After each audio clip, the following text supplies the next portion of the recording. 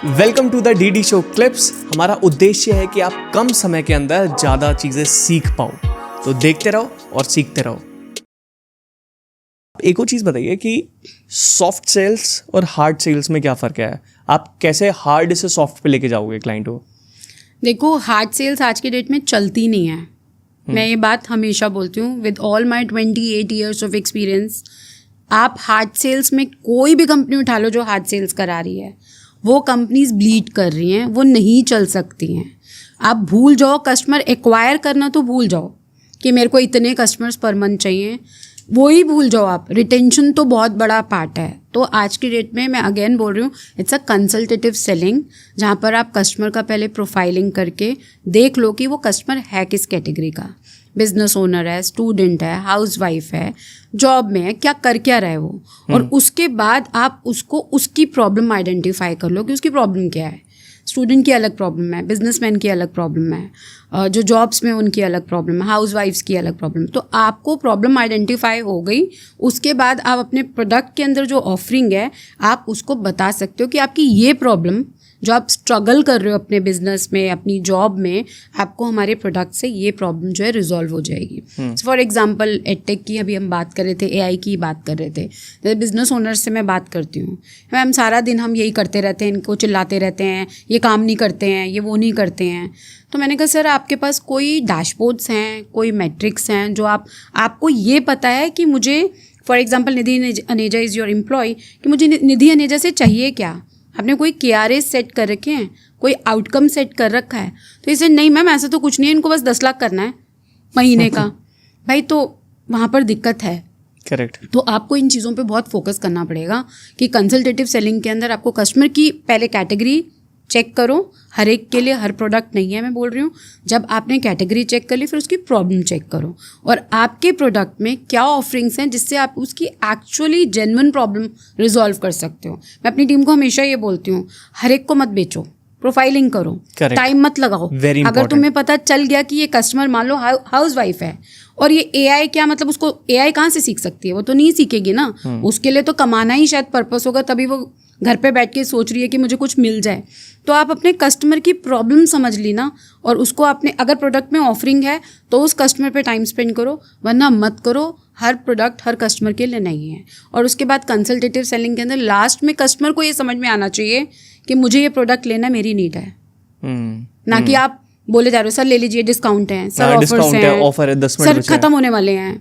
That doesn't work. अब चलता ही नहीं है धैर्य, वो खत्म हो चुका है। और जो लोग अभी इसी तरीके से करते जा रहे हैं वो बिल्कुल उनका थोड़े तो दिन में खत्म ही हो बिल्कुल जाएगा। खत्म है, क्योंकि उनका एक तो उनके NPS फटेंगे, गूगल रेटिंग्स फटेंगी, न्यू कस्टमर एक्वायर नहीं कर पाएंगे, उनका कैक फटेगा।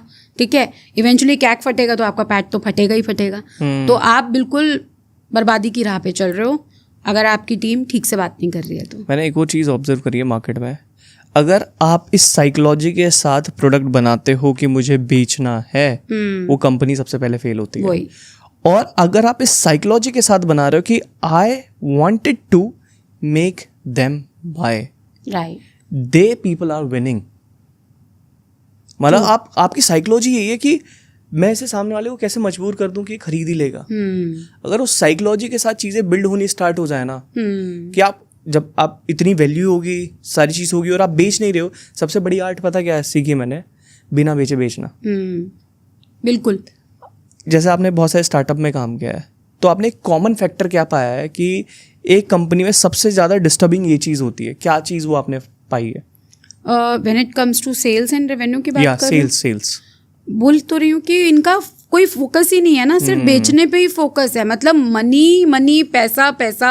फाउंडर्स जो आप अभी बात कर रहे हो कि आपके मॉडल के अंदर आपने इतने फिल्टर चेक कर रखे हैं जहाँ कस्टमर की पूरी प्रॉब्लम को पहले ध्यान में रखा है। सबसे पहले तो जो फाउंडर अपना प्रोडक्ट बनाता है वो कभी इस चीज़ पे ध्यान नहीं देता कि मेरे प्रोडक्ट से किसी का क्या फ़ायदा होने वाला है।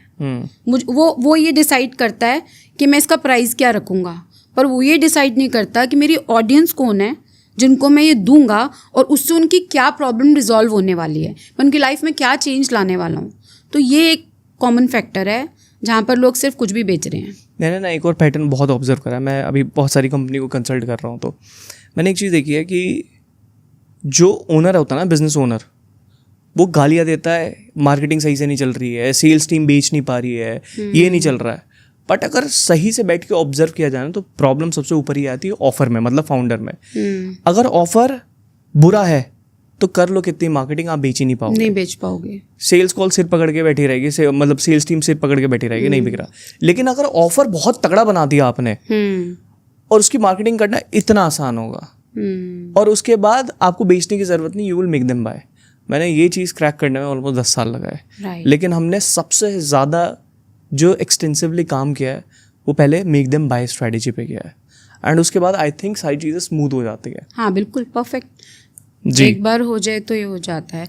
और जो आपने अभी बोला ना ऑफर का, तो आप देखो कि मार्केट के अंदर लोग अपनी ऑफरिंग्स बिल्कुल क्लियर नहीं रखते हैं। मैसेज क्लियर नहीं होता, 2 सिग्नल्स जा रहे होते हैं, पता ही नहीं चलता कि इस प्रोडक्ट से हमें मिलने क्या वाला है। That is very important. Offerings clear रखो, क्लियर सिग्नल दो मार्केट के अंदर कि आपके प्रोडक्ट की क्या वैल्यूज हैं, क्या वैल्यू ऐड करने वाला है, किसके लिए ये प्रोडक्ट है। कस्टमर खुद आएगा ना, जिसकी ज़रूरत है वो खुद आएगा। मार्केट में लोग एक्सप्लोर कर रहे हैं, बट उनको समझ आना चाहिए कि आपका प्रोडक्ट उनकी लाइफ में क्या वैल्यू ऐड करने वाला है, वो बहुत इंपॉर्टेंट है।